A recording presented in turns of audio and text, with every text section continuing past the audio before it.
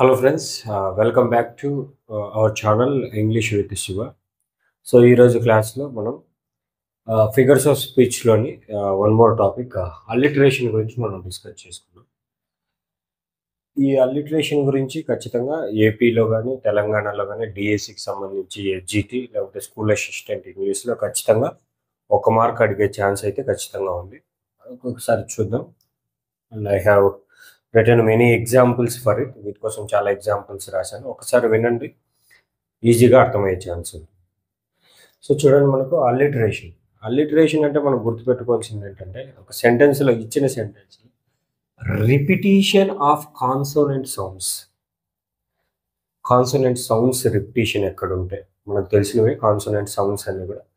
ఆ consonant sounds రిపీటెడ్గా ఒక సెంటెన్స్ కానీ, ఒక సెంటెన్స్లో కానీ, ఒక ఫ్రేజ్లో కానీ రిపీటెడ్గా వస్తాయి.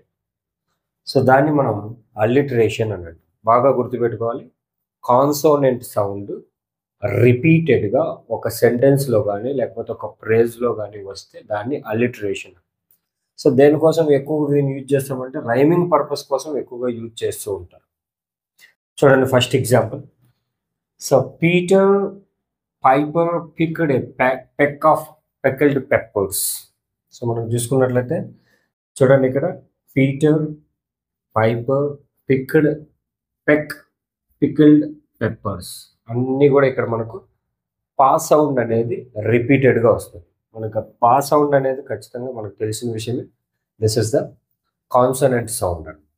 కాన్సోనెంట్ సౌండ్తోనే అన్నీ కూడా ఉన్నాయి. చూడండి, Peter pepper picked a peck of pickled peppers.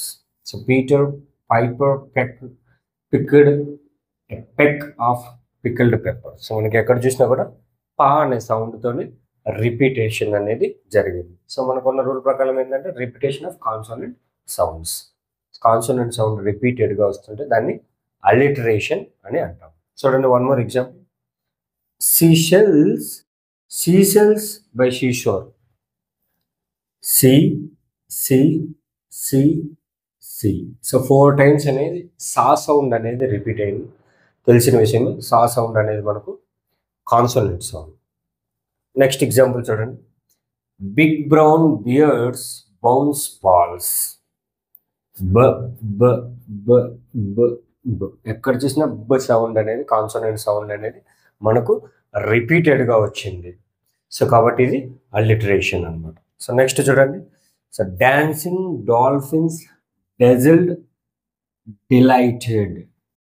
So ఇక్కడ కూడా ఈ సెంటెన్స్లో మనకు 4 times డ కాన్సోనెంట్ సౌండ్ అనేది రిపీటెడ్గా వచ్చింది. సో ఎక్కడైనా కానీ ఒక సెంటెన్స్లో రిపీటెడ్ కాన్సోనెంట్ సౌండ్ ఉంటే దాన్ని మనం అల్లిటరేషన్ అని అంటాం. సో నెక్స్ట్ ఎగ్జాంపుల్ చూడండి. Tim took tons of tools to make toys for tots. Tim దగ్గర 2 సౌండ్ ఉంది, టుక్ దగ్గర 2 సౌండ్ ఉంది, టన్స్ దగ్గర 2 సౌండ్ ఉంది, టూల్స్ దగ్గర 2 సౌండ్ ఉంది, టాయ్స్ దగ్గర మరియు టాట్స్ దగ్గర అన్నిటి దగ్గర కూడా ట్ సౌండ్ అనేది రిపీటెడ్. ట్ సౌండ్ అనేది ఖచ్చితంగా కాన్సోనెంట్ సౌండ్ మనకు తెలిసింది. సో అది మన అల్లిటరేషన్ గురించి. మళ్ళీ ఒకసారి చెప్తాను, వినండి. అల్లిటరేషన్ అనేది ఇది కూడా one of the figures of స్పీచ్లో ఇది కూడా ఒకటి. సో ఇది ఖచ్చితంగా మనకు ఏపీ టెట్ కానీ, ఏపీ డిఎస్సి కానీ, ఎస్జిటి కానీ, తెలంగాణ టెట్ కానీ, తెలంగాణ డిఎస్సి కానీ, Telangana SA school assistant English కానీ వీటన్నిటిలో ఖచ్చితంగా ఒక మార్క్ అడిగే ఛాన్స్ అయితే మనకు ఉంది. అల్లిటరేషన్ అంటే ఏం లేదు, మనం గుర్తుపెట్టుకోవాల్సింది ఏంటంటే repetition of consonant sounds in a sentence or phrase.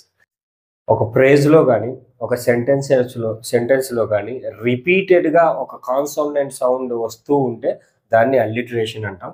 So మనకి ఈ ఎగ్జాంపుల్స్ అన్నీ చూసినట్లయితే ఖచ్చితంగా ఒక్కొక్క ఎగ్జాంపుల్లో ఒక్కొక్క కాన్సోనెంట్ సౌండ్ రిపీటెడ్గా వచ్చింది.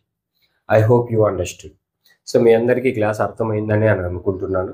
సో మీకు ఏ టాపిక్ గురించి అయినా క్లాస్ కావాలంటే ప్లీజ్ గివ్ ఏ కామెంట్. ఈ వీడియో కింద మీరు ఒక కామెంట్ ఇవ్వగలిగితే దాని మీద నేను క్లాస్ చేస్తాను.